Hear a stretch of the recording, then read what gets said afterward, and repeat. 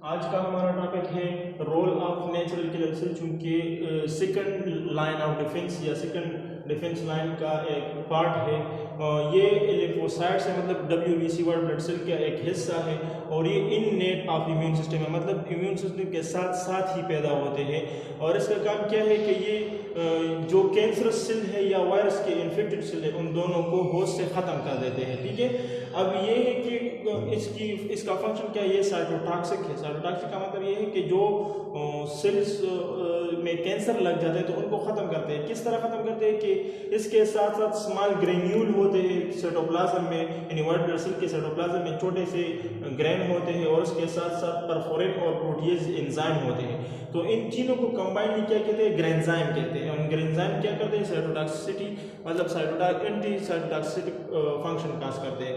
अब इसमें एक वर्ड यूज है एपोप्टोसिस। एपोप्टोसिस में क्या होता है कि सेल के अंदर जब बैक्टीरिया या वायरस आ जाता है अंदर, तो परफोरिन जो एंजाइम यहाँ पे हमने डिस्कस किया, वो परफोरिन एंजाइम उस वायरस या बैक्टीरिया के सेल मेम्ब्रेन को उसमें सुराख बना लेते हैं और उस सुराख के जरिए से और जो मॉलिक्यूल्स होते हैं, प्रोटीन होते हैं, एंजाइम होते हैं, वो बैक्टीरिया वायरस के अंदर दाखिल हो जाते हैं और उनको डिस्टर्ब करते हैं, मतलब ख़त्म करते हैं, डिस्ट्रॉय करते हैं। तो उस प्रोसेस को एपोप्टोसिस कहते हैं। अब इसके मुकाबले में एपोप्टोसिस जो है इंटरनल डिस्ट्रक्शन है और सेल लाइसिस बाहर से सेल की डिस्ट्रक्शन वगैरह है, सेल डेथ है। ठीक है, अब नेचुरल किलर सेल का एक और फंक्शन ये है कि ये तभी एक्टिवेट होंगे जब इंटरफेरॉन और मैक्रोफेजेस से जो साइटोकाइंस कुछ मॉलिक्यूल्स डिराइव है वो एक्टिवेट हो, वो सीक्रेट हो जाते हैं। तो नेचुरल किलर सेल क्या होते हैं, नेचुरल किलर सेल जो है एक्टिवेट होते हैं और अपना फंक्शन परफॉर्म करते हैं। दूसरा जो अलग टॉपिक है, मतलब ये नेचुरल किलर सेल डिफेंस थे। अब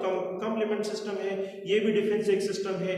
तो ये इसमें क्या है कि इसमें वाइट ब्लड सेल और प्रोटीन शामिल है और इनके साथ साथ एंटीबॉडीज प्रिपेयर होते हैं। अब एंटीबॉडीज क्या है, एंटीबॉडीज स्मॉल माइक्रोस्कोपिक स्ट्रक्चर है, किलर सेल्स है, जो कि क्या करते हैं, उसी मॉलिक्यूल को ये पहचानते हैं जो कि और सिस्टम से अंदर दाखिल हुए उन्होंने पहचान नहीं पाए हो।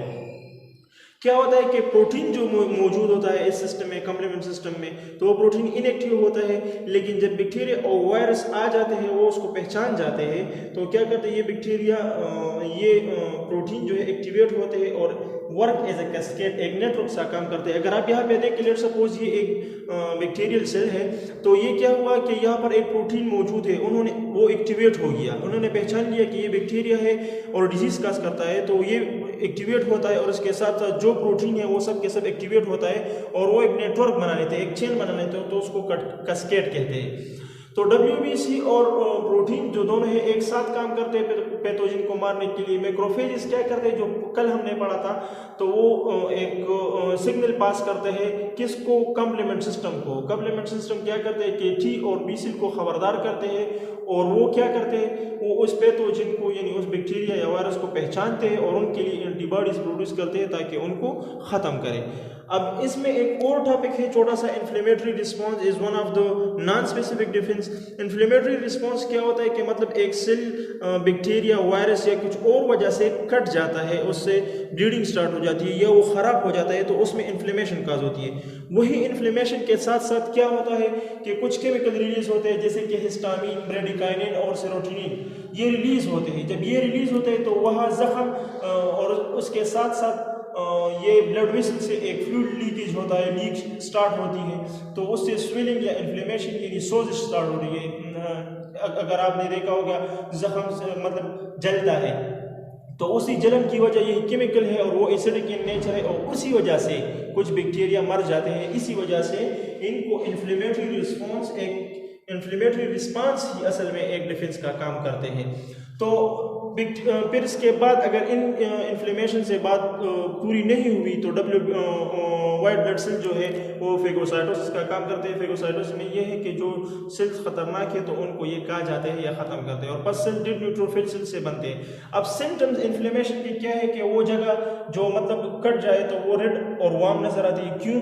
क्योंकि वहाँ पर जो ब्लड है उसकी अमाउंट ज़्यादा आती है, इसी वजह से।